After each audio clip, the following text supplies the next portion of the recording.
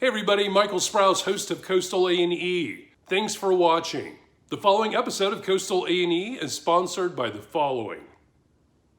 The Residences of Lighthouse Cove, Dewey Beach. Discover for yourself why they call the Residences of Lighthouse Cove the best backyard of the beach. More information at theresidencesde.com. Barnstormers Wood, offering only the best reclaimed barnwood in North America. More online at barnstormerswood.com. The Sprouse Thomason Group, where Coastal Leisure finds its home, an affiliate of Berkshire Hathaway Home Services Gallo Realty. More online at iSellTheBeach.net. Inspections Guaranteed, an authorized dealer of the On Guard system. More information at inspectionsguaranteed.com. The Closet Works, it's your life, just well organized. Visit theclosetworks.net for more information. The Lodge at Truett Homestead, Delaware's exciting new premier luxury independent living community. More at truettlodge.com. And Amerispec Inspection Services for superior property inspection. More online at amsde.net. You've heard me mention, I'm just going to jump here. Mention my friend Mandy West on the air before here on Coastal A&E, on the television aspect, the radio version, also on my other show, Creative Coast. Mandy and I grew up together. We met when I guess when I started school there. We both went to college together. We were in high school together, but she's much older than I, so I didn't get a chance to... I don't know, Michael, if we were ever actually in high school together. We were not in high school together. We were not. No, I graduated before you did, but we met when I guess it was in the 80s, probably around 80. It was late 89. It was late 89. No, late 89. It was the fall of 89. No, it was the late 80s, I think. I want to say 88. Well, I moved to DC in 1990. I think it was more 80. Well, it was in the 80s. We met in the 80s. Yeah, the 80s. We were rocking 80s style back then. That's right. We became very close friends, had incredible connections. We've shared so many wonderful things together. You live in Nashville now. You work in music management. You've worked in artist management in Nashville. Artist management in Nashville. Yep. And you and I grew up outside Nashville. I lived in Nashville briefly, so I've mentioned that the Nashville experience, of course, here on the air. And I thought it would be fun to have you as a guest on the air because you and I will be putting together a creative project as well. I'm so excited. Very excited about that. Yeah, I am too. And thank you for having me on the show. It's amazing. I feel very honored to have this place today. What? The honor is mine. I'm introducing Mandy West, everybody. I need a little sound cue so I can put in a bunch of people like cheering and doing the raw in the background. Raw, but here you are. So welcome. Yeah, welcome. I'm glad you're here. Thank you. We were just talking about, we're living through a pandemic right now. We were talking about our hometown of Bowling Green, Kentucky, and I was telling you that it is constantly being called out as a hot spot by the governor on his daily addresses, and that does not make me happy. No, because he doesn't mean a hot spot isn't a great place to find fun, entertainment, and nightlife. Yeah. Nightlife in our. You got to make your own nightlife, if I remember correctly. Yes, that's right. And we did. We certainly did. Oh my gosh, yes, we certainly did. So yeah, that's a disconcerting thing because we both have family and friends that are still in our hometown, of course. Nashville is only about an hour outside, 45 minutes outside of our hometown. And from here, where we are in Delmarva, here in Delaware, I pay attention to the news, of course, and I see what's happening in Nashville and in Kentucky, and it makes it seem it was quite, there's a lot of action, a lot of COVID activity, 19 action, particularly in Nashville. And I think even though, yes, Bowling Green is mentioned as a hotspot, I saw a lot of video from people on the streets of Nashville. It was pretty shocking. You're talking about, there was a it's called Fashion House here in Nashville, and it's in my neighborhood. I live in East Nashville, and there was some sort of party with a big shout out on social media to come, and upwards of 700 people showed up to this thing. The guy who ran the party was a local dentist here. I don't know his name, nor would I mention it now, but he was arrested. Wow. And it was a real scene. And that's the kind of stuff that does not make you proud to see on the news. No, it's very disconcerting. Well, actually, I didn't see that video. Someone apparently was walking down Music Row or what is the main strip in Nashville where all the clubs and fun Broadway, Lower Broadway. People everywhere. Oh yeah. Partying back. And I love Nashville. And obviously, you and I, you live there. I've spent a lot of time there. Still have family and friends there. And yes, it is a fun party. Any type of music you want, great food. It's a really fun, active city. But that was disconcerting because it was no mask to be found anywhere. And this was a month ago. And they shut down those bars. In fact, they've just opened them up you can have 25 people in a bar. I mean, it depends on the capacity. They've just opened them back up this past Friday because some of my friends friends make their living down there playing the stages of Broadway. And really, it's just a complicated situation that we're in. But yeah, they shut them down for a while, but they're back up and running at a much lower capacity at this point. But I don't know. I don't want to get into what I really think about all this. Safety first. We'll just put it out there. Yeah, safety first. I have had guests here on the air that live in different part of the countries, and ultimately, of course, what's happening where they are geographically and connection to the pandemic, it does come into the dialogue, because we're in a pandemic world. And one of the conversations that you and I have had recently was the fact that particularly creative people, as you are, as we are, we work with artists, you and I are both professional artists as well. It changes the way that you relate to your environment. And that is something that I'm not sure many people were expecting to have happened over the last 6-7 months when this really got onto the American radar. Right. How it would affect us professionally and artistically. It just, the layers are deep. And every time you think you've thought of every way this could impact people, you find out about another way. It's crazy. People talk about, I'm in artist management. As an artist manager, we make our money because our artist is out there making money. So he's touring and he's selling merchandise at shows. He's doing live events. And that has come to a screeching halt. And so then does our revenue. And we've been lucky to find ways for our artists to continue to make money, but that is not so for everyone. We have an artist who is at a certain level in his career that he wasn't just, and I say just because a lot of people make a very healthy living playing at bars and have a very nice lifestyle playing bars in Nashville and in other cities. But he was a touring artist that has some fame. And so we were lucky that some opportunities continue to come in online and just some very small in-person things outside. I feel blessed that I'm not one of those people that had to have nothing happening all of a sudden, but so many are in this industry and so many other industries. I get that people want the bars to be open, and I get that people want this to be happening and schools to be opening and all that, but I'm just one of those people that am not willing to go through COVID.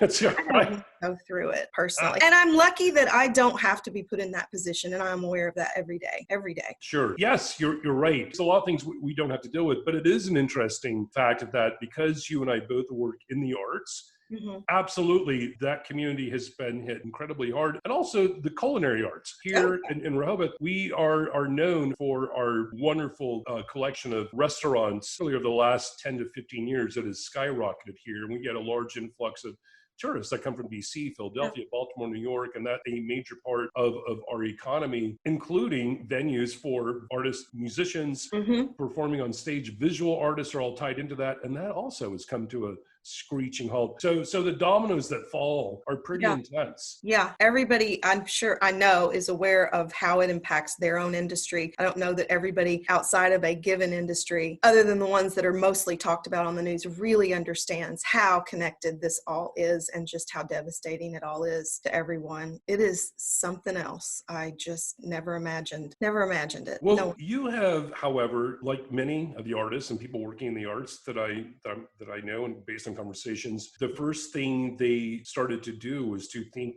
of creative ways that they could use this time and use this reorganization of what's going on in their life to point their skills in a different manner. Yes. I mean, that is the truth. That's something I thought I would talk to you about today, how specifically what has happened to me during this pandemic. And I guess to sum it up, it would be about the power of the mind meeting action steps. And never have I ever had so much time to think about things and actually do them. And that's not a given that I would do something if I had the time, but this pandemic has made that possible. And how quickly, when you put your dreams or your thoughts in together with action steps, how things come together. It's kind of amazing listening to our intuition and following our intuition and then seeing what happens, and just how freaking connected everything is. Can you give me an example of... Well, I think I want to tell you a little story about how this happened here, but a little backstory. Just about 2.5 years ago, I stopped drinking alcohol. I tried for some time and it finally stuck for me. And that has been great. And it was sort of like a cloud was lifted. Clarity abounded at that point, and change happened pretty quickly, but it also continues to happen in very significant ways even 2.5 years later. Fast forward to today, or back then, let's say late February, March. The pandemic hits, and like everyone else, I started ordering 70s wigs and disco makeup and just really getting ready for my new Zoom lifestyle with all my friends and this house party app. I don't know if you're aware of the house party app. I am not aware of the house party app. Well, it's like Zoom and Skype tend to be things that are more focused on business. House Party, it's a social app where you can see each other, and it's got some bells and whistles that the other ones don't have. I recommend it. It's fun. It's a fun little thing to do. So, I'm putting on my 70s wig and my disco makeup, and I'm on there. And also, an aside is that when quarantine life hit, I realized kind of quickly that quarantine life is the life I was already living. And so that was sort of a stark realization when that happened, because I work at home. So Sure. I don't go to an office every day. So I was already at home. And then I was at home now in a 70s wig and disco. Already churning butter, baking bread, all that was on your in your 70s wig. Yeah, the huge. So anyway, we're in this quarantine, and we still are somewhat. I mean, in some places, but it's weird and it's surreal and it's sad and it's heavy and it's scary, and it was very inner thought provoking to begin what we're still in now. And my friend Lori Lynn Hurley, that she is a beautiful artist, a very dear friend of mine. She told me that she had started to ponder this question: who do I want to be when the pandemic is over? Who do I want to emerge as? And it became also clear somewhat early on that there was going to be sort of a world transformation as some other things came to light during this pandemic. But these are early days, early conversations we're asking. And that question just hit me. And I started asking myself that question, like, who do I want to be when this is over? It feels like something is shifting everywhere. And so it really stuck with me. And I started to sort of let it mull over in my head. I let it be. I didn't ask for an immediate answer. I was just like, every couple of days it would come back up for me. And so one night I was watching an episode of Little Fires Everywhere. Do you know that show on Hulu? Yeah, well, that's Kerry Washington yes. and Reese Witherspoon. Yes, I've seen a couple of episodes. It's really good. I liked it. The show has a running theme of literal and figurative fire. And I'm watching an episode one night, and it was about a literal fire. And all of a sudden, I got this instant message in my head. It was intuition. It was instant, and it was delivered to me. And it said, you need to do a cleanse of your house that will clear this space as if a fire swept through here. And it felt big. It felt like something I needed to pay attention to. That concept of clearing my house is not new. I hang on to things. In a very disturbing way. It, like my closets. What does that mean exactly? Here, I'm going to tell you what. A little clarity here. Well, it's more like you walk in my house and you wouldn't know, but if you opened a closet, you would see way too many comforters. And you would see way too many things that I've held on to. And for years, I have said to myself, you've got to get rid of some of this stuff. And also, along with that message was, but this is worth something. You can get something for this. I can yard sale it. I can Facebook marketplace it. This is worth something. That was the thing. And so what came along with that message of the fire cleanse was, stop trying to monetize this and just get rid of it. It's time to let these things go. And I'm talking about things that had been with me through 3 moves, at least. Unopened, like taped up, never to be opened again. Boxes I just kept moving from place to place. And so that became my mission. And for weeks, I was just going through closets, and I really went through everything in my house and got rid of stuff. And some things went to friends, and some things went to family, and some things went to Goodwill. So it was happening. I was very focused. Whereas in the past, when a message to cleanse would come up, I would be like, okay, I did that drawer. I'm done. And that wasn't the case with this. I really went for it. One of the boxes I went through had some of this artwork from when I was a kid. I opened it up and I was just immediately washed over with this feeling of joy to see the simplicity of this drawing. It was a tree, a green tree with green grass, a blue sky, red flower. It was just so simple and colorful. The real takeaway of me finding that piece of art is it sparked the idea that I want to draw like that again. I want to draw like a kid. I want to draw simple, colorful, whimsical thing. So I got some crayons. I got a giant box of Crayola, bigger than the 64. I don't know what it was. I got a big one, but they weren't doing it for me. And so I wanted something that was a little more color saturated. So I went to the glitter gel pens, and that was it. I just started drawing these simple, colorful drawings, and it ignited a creative firestorm in me. All right, folks. Hey, welcome back from the break. If you're just now joining us, my name is Michael Sprouse, and this is Coastal A&E on Radio Rehoboth 99.1 FM, and it is Saturday, August 29th. Listen, I got my dear friend Mandy West, who's joining me on the air from her studio in Nashville, and right before we went to the break, she was talking about the rediscovery process that she had when she came across some artwork, some visual artwork that she made when she was a kid, and her reaction to it. So we're going to jump right back into the show, and we're going to kick it off with Mandy's reaction to the discovery of her visual art and the reawakening of that muse. And it surprised the hell out of me because I never liked to draw. In fact, I actively disliked drawing because I felt like I wasn't good at it and it frustrated me. And I never liked it. It sent bad waves up and down my chakras. And now I found out that I think I was asking the wrong part of myself to draw. I was asking the adult me now to draw. And it was really the kid that I needed to be accessing, if that makes sense, and draw from that place. Yeah, I think that's a beautiful story on so many levels. One of the elements of it that I really like is that this pandemic, as you said, suddenly you had this intuitive urge to cleanse your environment, and that completely unrelated yet synchronistic manner back to art, back to visual art. And now all of that has sort of come full circle to some degree. It's the beginning of the circle, I would imagine, because I know that you've really been jumping right into these projects, but maybe that probably wouldn't have happened had you not listened to your intuition, right? The fact that I wanted to now draw all the time, that I really wanted to have a space to draw and to be creative. And I am lucky enough to have this standalone office behind my house.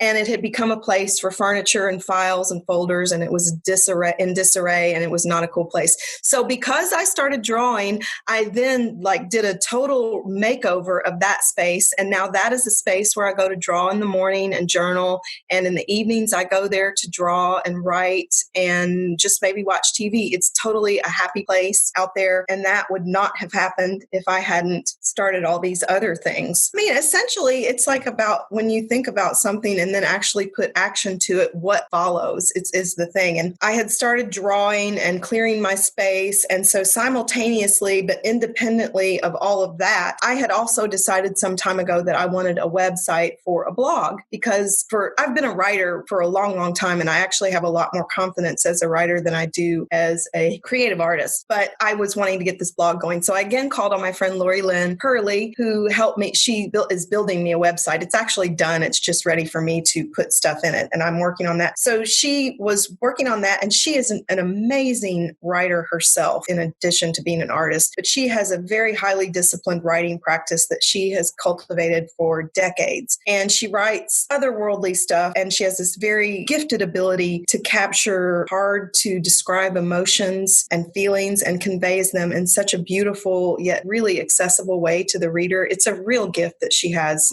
as a writer as well as an artist. So, and also she lets me grill her about her writing practice. So when I hang up the phone with her, I feel like I've been at a mini writing retreat. It's nice. Really cool. Very nice.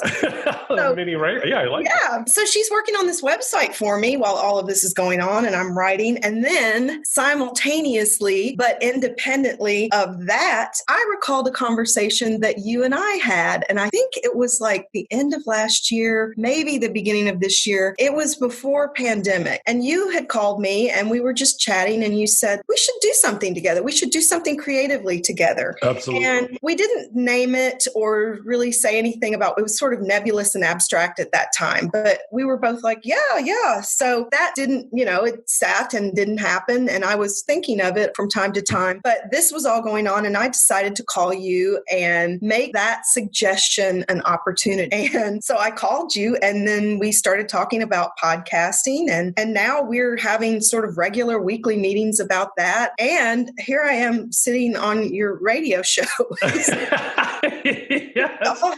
amazing. It's all coming together. How that happens. Gosh, it is. I mean, and to bring it back around, it's all about that power of having a thought come and then putting action to it. Well, I want to ask you about that. As a matter of fact, this is what I was going to ask you earlier, but I wanted you to finish your beautiful story, and I'm glad that I did. I consider that, you and I have talked about this as well, is that manifestation? There's a lot of new age terminology that's been out there for a long time, particularly in the pandemic, which has been a world-changing event that we're all still in, regardless of what news cycle you may choose to listen to. It's not over. We're full throttle in this right now. We are here. Let's make no mistake there. Yeah. Manifest, if you said several times, was the term power step, I believe. Was that the action step? Action step. Thank you. Yeah. All of these wonderful elements in our artistic circle and our artistic experience begin as thought, begin as idea, as mind energy. So I'm going to sound very woo-woo here, and that's okay because I have no other way to approach it. I am very woo-woo. Yeah, it's totally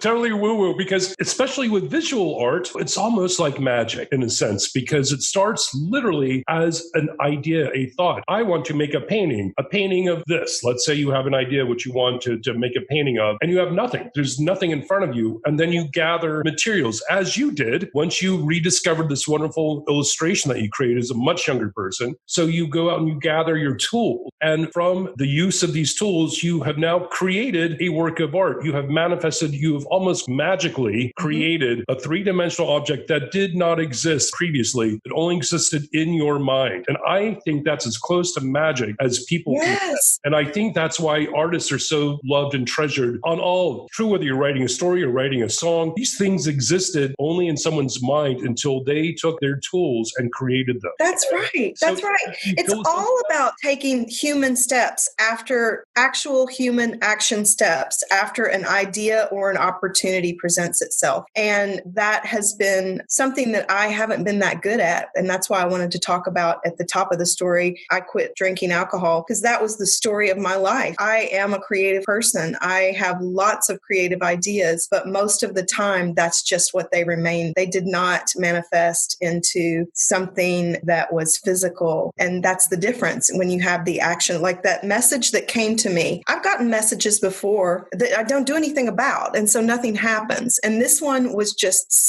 it really started a row of dominoes falling. And I continued with the action steps and I'm still continuing with them. And that's where it all comes back to is that power of the mind with the action. And that it started with that question that Lori Lynn asked herself, who do I want to be? And then I turned that question to myself and I made room with it and I lived with it and I didn't demand an answer from it and I let it be. And the message I got was clear my space. And I'm like, well, that doesn't tell me anything. I didn't say, well, that doesn't tell me anything about who I want to be at the end. I got the message and I took the suggestion and I went for it. And it opened up, it led me to getting rid of stuff, to finding drawing, to drawing now, to creating a space in my house, to working on my website, to working with you. And now we're here and it's just crazy. And like you said, this is still going on.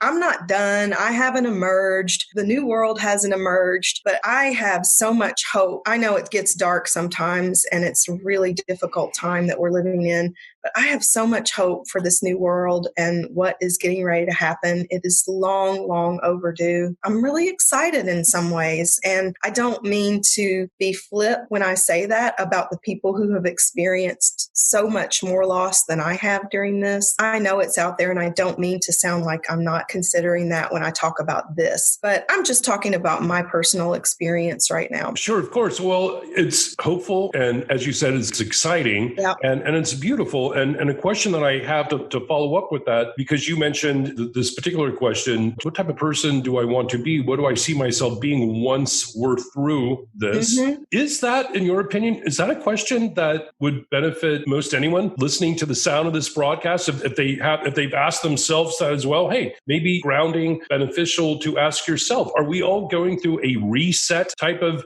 time period where that asking that question could help open and make changes for the better? Well, I think certainly the opportunity is there. I mean, not everyone wants to do that work, right? It's an exercise to ask yourself that question and really go inside and figure that out. Like, what do I want to shed? What parts of me don't serve me or anybody else in my life anymore? What do I want to get rid of? What do I want to incorporate? Who do I want to become as this whole planet is changing, hopefully? Yes. I mean, I think that's a worthwhile question. If someone is interested in it, I think that's a great question to ask. Don't you? I mean, I do. Yeah. A great question. Who do I want to be when this on the other side of this? Because it's something that Governor Cuomo talks about a lot. He did when he was doing his daily addresses, is like, we can't go back to normal, and people shouldn't be talking about going back to normal. Normal was not that great a place. This world needed work, and we can't go back to normal. And that's where I am. I don't want to go back to normal. I don't want to go back to the old ways, and practically with anything, especially socially and of course economically, and everything that's emerged as the spotlight is shining bright. And I think we got to take the opportunity. I'm with you. I'm with you. I'm not able to paraphrase, but there are great philosophers and people that have accomplished much in this world. And a tenet often of the words, the wisdom that they put out there is that great tragedy can ultimately inspire and lead to great creativity, to great beauty. You just have to, I mean, there's a darkness without a doubt, but you can look through history and see it. For sure. Things that have risen out of the ashes, the phoenix-like rise of new ways of thinking, of new ways of living from very, very dark periods, chapters in our world. And my God, we're certainly in a very dark chapter right now. Yeah, we are. And I'm 100% with you on that. I want to just take a few minutes because we really don't, this time has flown out the window. It's amazing. I'm like, this only take 5 minutes. And here we are. We're already going to the second section. You and I are planning on putting a podcast together. I'm very excited about it. That's been on my radar for a while too. And it was almost, you and I fell into the same cycle of conversation about it. We have a great, fun, witty rapport have had for decades. Yeah. And we both share very similar interests. You have a little bit of experience doing the podcasting. Of course, I've got experience doing some broadcasting. And I think it's going to be a fun mix of witty repartee and insight and more. And I'm very excited about this project. I'm so excited about the conversations we're going to have and the fun we're going to have, because we have always been so connected. We have a great dynamic. It's like, I was thinking about before we got on air here, how we used to go for long periods of time without talking. And then one of us would reach out to the other, and it was almost without fail. The other would say, I was just thinking about you, or I had a dream about you, or you just crossed my mind. It's just this uncanny thing that always gone on with us. And I can't wait we're doing this, and now we're going to have a reason and a way to be more connected in a very regular way. And I'm looking forward to it. Yeah, I think it's beautiful. I'm thrilled by it as well. And advice to anyone that may be out there right now wondering, hey, how can I do something that's creative and fun and uplifting and energizing? Because I will say this, it does make you feel a lot better. And when you use the phrase, what type of person am I going to be when we get through this pandemic? Another tenet of that I really like is that there is an end in that vision to this pandemic. There is another side. There is an over there, which can be brighter and better and more beautiful. Absolutely. I always like to look. I really do. I always like to look for some place where hope lives. All right, folks. Hey, I have to jump in here very quickly because we're going to give a quick little shout out and a couple of PSAs here, and to all the other wonderful underwriters here on Radio Rehoboth. So don't go anywhere, folks. I will be right back with this phenomenal interview with my dear friend Mandy West. I hope you're creatively inspired, because I certainly am. Hope you are too. Don't go anywhere, folks. We'll be right back to Coastal A&E. Okay, hey, welcome back, folks. After that break, for joining me here on Coastal A&E, I'm your host, Michael Sprouse, and I'm still deep in conversation with my phenomenal friend, Mandy West, who, we went to the break right as she was about to tell me why she believes in staying hopeful and why it feels good and all the above. Or she'll describe what she thinks about her staying hopeful. Have I confused you yet? Apologies for that. You know what? It's better just to jump back in and let Mandy tell us all about it herself. So enjoy, folks. folks. Here's a continuation of my interview with Mandy West on Coastal A&E on Radio Rehoboth 99.1 FM. And I know that sounds cheesy, but that is just how I like to be. And, you can give yourself days to get mired down in it and be sad or upset, because we all need to have those moments. But I really do like to focus on where you can go and what the ultimate potential can be. That's beautiful. I'm going to cue a button so you can break into Somewhere Over the Rainbow now, if you have the lyrics there in front. Sorry, I need a couple little birds. I think glistening bubbles going to land out of my patio. Are you a good witch or a bad witch? No, but I think you're absolutely right, and I think that people can ask themselves these same questions. We weren't breaking any molds. We weren't reinventing the wheel. We were just, what can we do that would be fun and creative and different? And particularly for you, you really put a wonderful message out there, and you followed up with it, and you just kept going. Yeah, I'm still going, and I do want a special shout out to Lori Lynn Hurley. And if you look her up online, she is with Lynn is one N. So it's Lori, LORILYN Hurley.com. And her art, her writing and everything. But it was her question. Who do I want to be? Who do I want to emerge as when this is over? That really started all this for me. So I want to give her all the credit. Absolutely. I'm a big fan of her work. And you're right. I've never actually met her in person. Oh, I thought you guys had No, we've never met. That's all right. Yes. No, we've never physically met, but I've been an admirer for years through you of her work and what she puts out there. Very beautiful, very grounding, very spiritually uplifting. Yes. She is really got some phenomenal mojo going. Yeah. Maybe Lori Lynn Hurley needs to come on your show. That's right. Yeah. I'd be all about that. Yeah. So anyway, I wanted to give her the proper credit for that question that really started it all for me. Really started it all. Well, I'm glad you did. Listen, I think we are sadly out of time for right now. I know. Well, I'll call you right after. And we can Did you have a good time? I did. Circle yes or no. Time. You want to go out on recess? Like me? Circle yes, no, maybe. Yes. So, listen, everybody, thank you. I hope you had a great time. You will definitely hear more from Mandy, and we will keep you posted on our podcast, which is coming together beautifully. We're very happy about that. So thank you, Mandy. Thank you for joining me here on Michael. Coastal A&E. It's my pleasure. Thank you so much. Oh, my pleasure. All right, folks. Wow, such a great time chatting away with my dear friend Mandy West. I want to give another special over-the-air thank you to Mandy for taking time out of her busy schedule to speak with me the other day from her studio in Nashville. If you couldn't tell from our audio broadcast there, Mandy and I share an incredibly special connection. Yeah, I must say, I have been amazingly fortunate in my life to have established deep, meaningful relationships with many, many people throughout my 50-something journeys around the sun. I'm sure there's some deep esoteric reasoning behind it. I think of that every now and then, but I can say that there is almost always these wonderful soul friends, as for lack of a better term, I suppose, always arise in one way or another, our friendship through a shared love of the arts. That's what I can look back and see. When I look back at the history between myself and the people that I hold particularly dear, in my heart, it seems that I can usually remember something like, oh, yes, we met at that opening reception, that gallery, or we met backstage when we both happened to audition for that show, or we were in choir together, we met at that jazz club, and you could go on and on.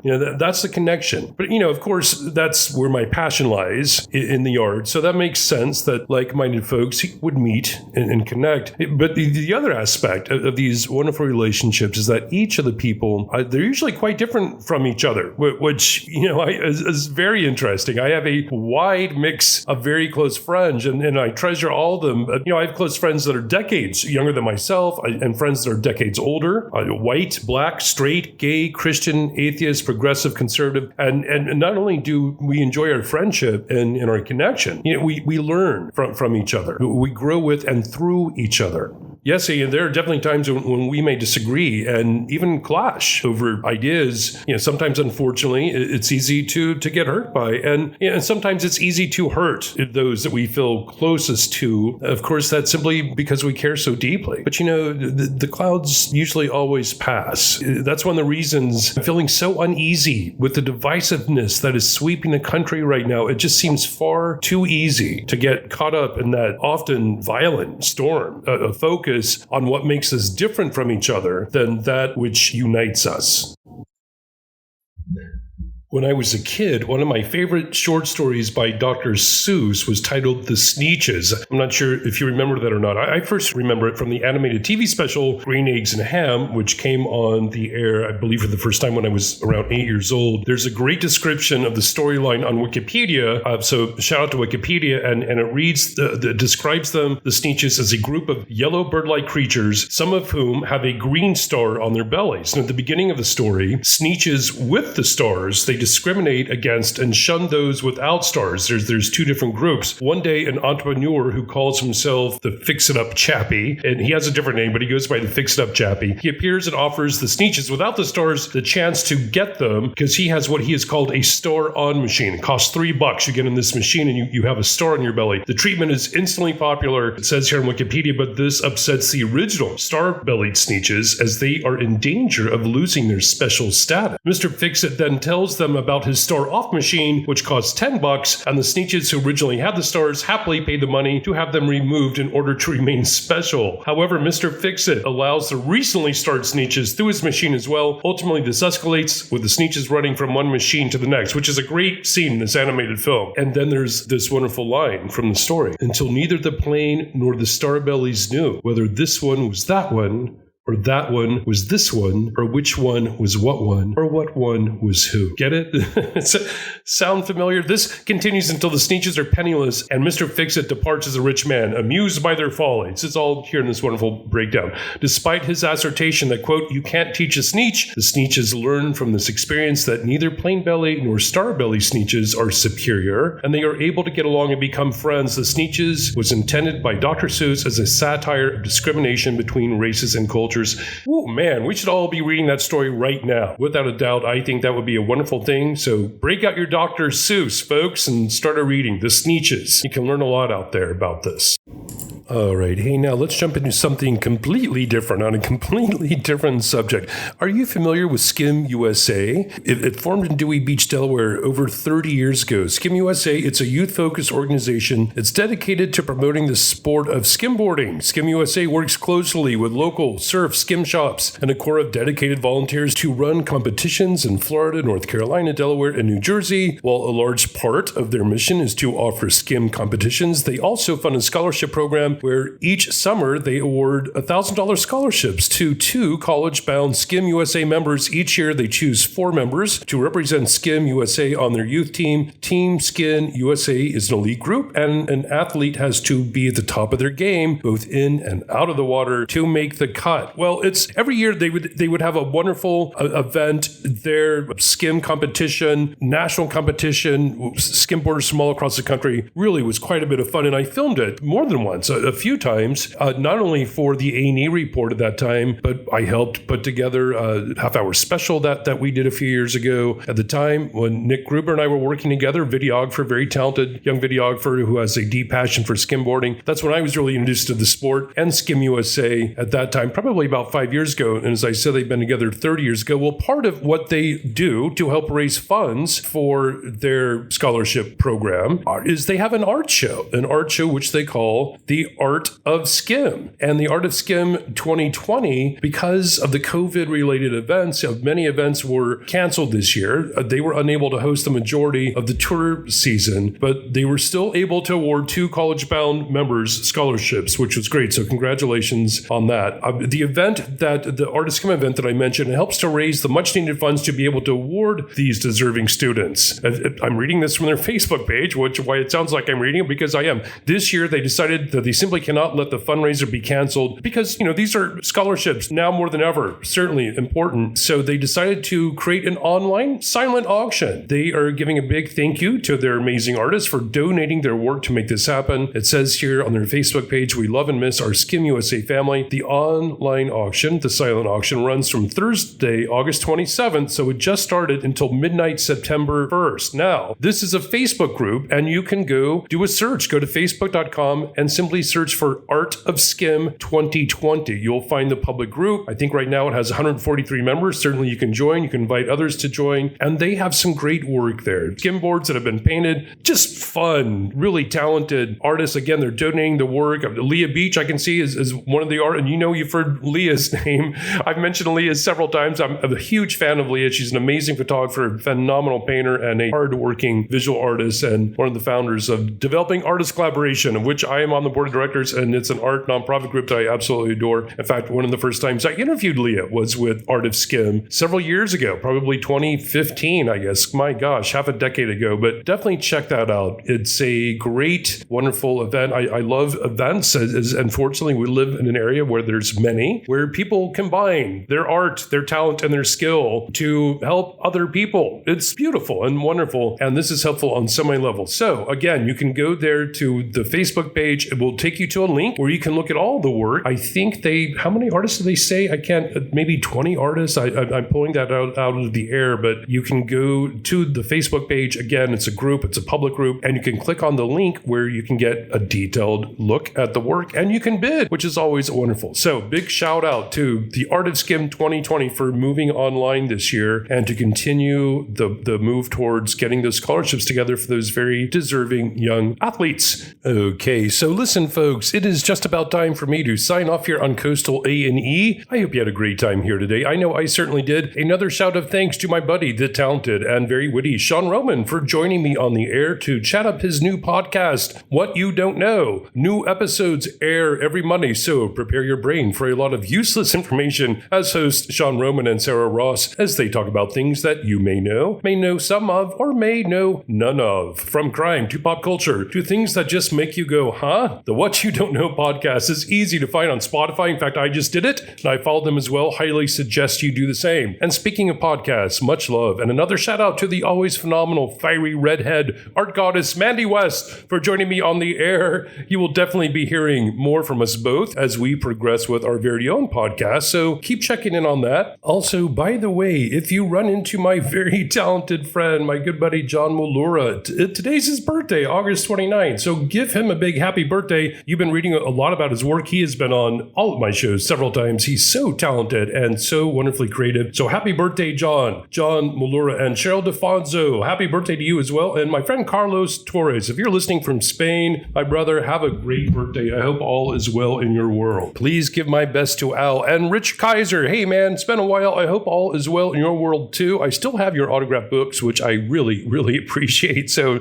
happy birthday to you, buddy. Hope you guys are all hanging in there. And one more shout out to Facebook, as long as I'm closing out here and I'm giving shout outs. Listen, as I mentioned earlier, check out the Art of Skim 2020. You can find that group. Just go to Facebook.com and do a search for the Art of Skim 2020 and check out their online silent auction, because they are doing some good out there, getting some much needed scholarships to deserving young athletes. And everybody can use a little help out there and to explore higher learning. So do that. A great way to do that, by the way, is by visiting the Coastal A&E Facebook page at facebook.com/CoastalAE. No ampersand. Facebook.com/CoastalAE. Show us some love as long as you are there, and click on that sweet like button, which should be a love button, but hey, that's what it is in life. And follow us up to keep the arts on your radar. And hey, check out our sponsors for Coastal AE as well. They're a bunch of great, wonderful businesses, and you can check those out on our Facebook page. Until next week, I am your host, Michael Sprouse. Don't forget to listen Monday to Creative Coast with host Michael Sprouse. But right now, I'm signing off for Coastal A&E. Stay well, folks out there. Much love to each and all of you. Have a great rest of the week.